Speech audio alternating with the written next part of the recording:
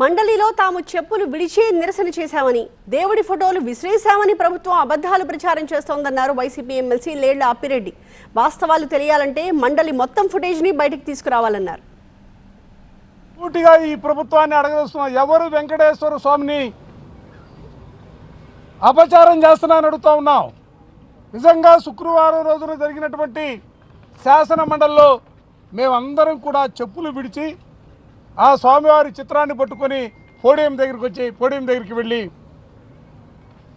మా నిరసన వ్యక్తం చేశాం. కేవలం తన వ్యాపారం కోసం చివరికి ఇందాపూర్ దగ్గరకు వచ్చి చంద్రబాబు నాయుడు ఆగినటువంటి పరిస్థితుల్లో కనీసం దేవుని చిత్రపటం చూసైనా వాళ్ళకి మనసు మారుతుందేమో, వాళ్ళకి ఆ బుద్ధి ఆ దేవుడు ప్రసాదించాలని కోరుతూ మేమందరం కూడా పోటీ దగ్గరికి వెళ్ళాం. ఈరోజు చైర్మన్ గారు అడిగాం, గట్టిగా అడిగాం. మేము ఎక్కడా కూడా చెప్పులు వేసుకొని ముందుకు రాలేదే, బూట్లు వేసుకొని ముందుకు రాలేదే, చిత్రపటాలను ఎక్కడా కూడా విసిరేసినటువంటి పరిస్థితి లేదే.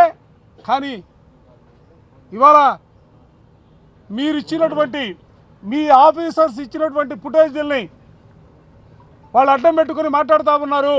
కనుక మండల్లో ఆ రోజు జరిగినటువంటి కార్యక్రమానికి సంబంధించి మొత్తం కూడా వీడియో ఫుటేజ్ బయటికి ఇవ్వాలా.